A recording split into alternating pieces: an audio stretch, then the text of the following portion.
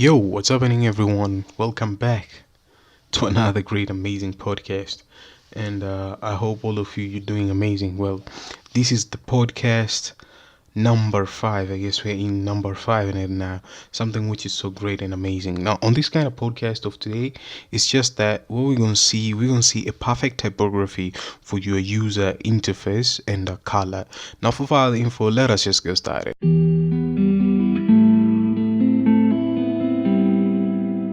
Now, a lot of bunch of you guys would love using color on your designs, and something which is so great.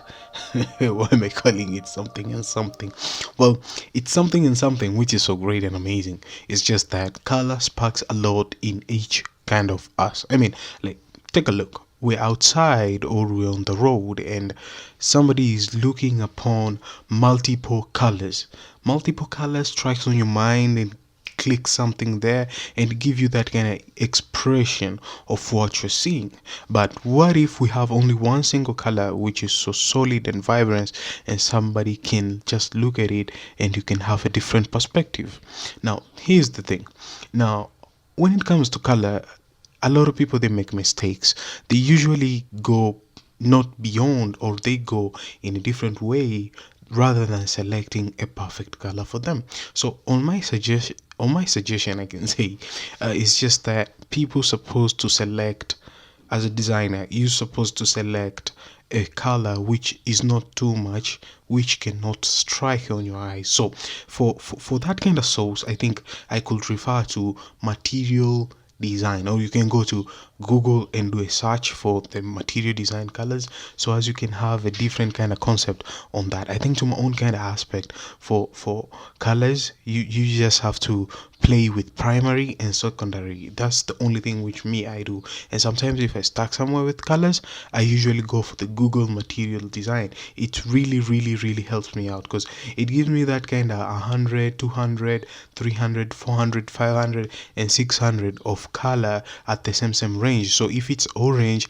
it can show me where is the light orange, where is the darker orange, and where is a pearl orange. So I have just selection there and test different types of flavor. So I think going for a design which it will just spark on you is just having that kind of just not a bunch of colors, just have something so minimal, something presentable somebody can understand.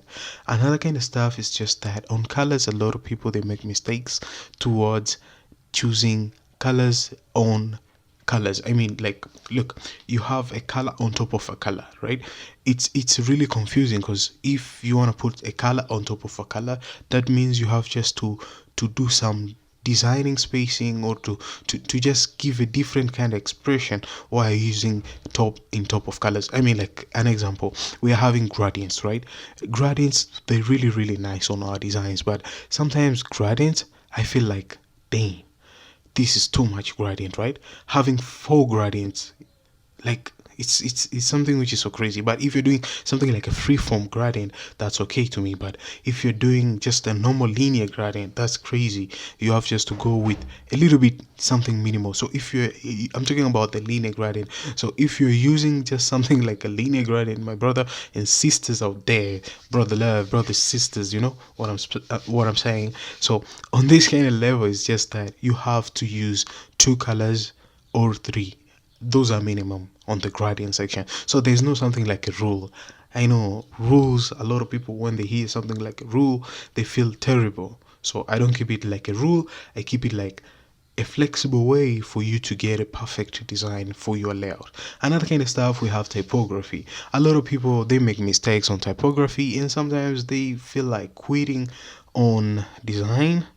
Well, don't quit on design, just keep on sparking yourself in different aspect. So when it comes to typography plays a lot and a lot. I'll keep on saying a lot and a lot on the design. If your design is perfect but typography looks like shit, well, really, your design looks like shit. But what if you change a certain design and spark it with a different kind of aspect and give it something like just a Myriad Pro, that kind of font. I really recommend this type of fonts. Myriad Pro. And if you don't know anything about font, you should check out, the links are down below in the description. I just give to you some source wherever you can go, and all the sources are not sponsored by this podcast of today, so it's just the things which me I recommend. I usually go there, like Font. We have Font Squirrel. We have different types of websites. We have Google Fonts, whereby they're officially licensed and stuff like that. You can play around widely on fonts and see those kind of fonts which they're so quite minimal. But if you're stuck somewhere, there's an Instagram page which is called UI Gradient, and UI Gradient didn't sponsor this podcast, but these are my sources where I usually go and see what's happening as a different aspect of designers, what they're doing. Or there's source like Dribble, there is Behance. You can go and explore different designers, what they're doing, what they coop around, and they make something awesome. So I think to my own kind of aspect on that kind of expression in typography is just that you have just to look differently when it comes to typography. Not too much of typography, like you keep that kind of font whereby somebody cannot read.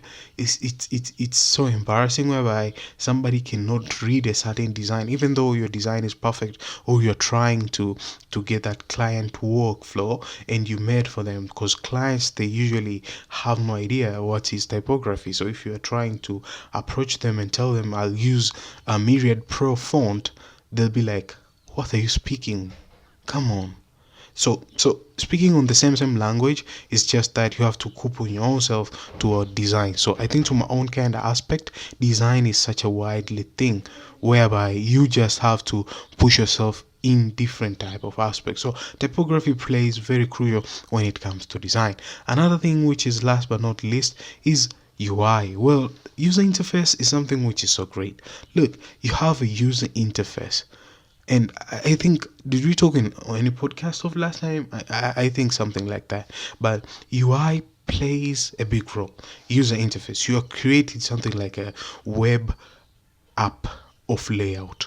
You have that kind of UI, right? You must play very crucial when it comes to colors and typography. So I hope on this kind of podcast it just shows you or just help you out to understand more between different type of aspect when it comes to design. So it's not like a rule whereby people they can follow, or people they can adjust themselves toward that rule so as they can make things perfect. It's just that you have just to go out there and find different aspect and combine your ideas to get something which is so nice. So hit the thumbs up if you love this podcast of today, and I'm trying my best to push my podcast on Spotify, and I hope when everything works fine, I'll tell you guys when it is.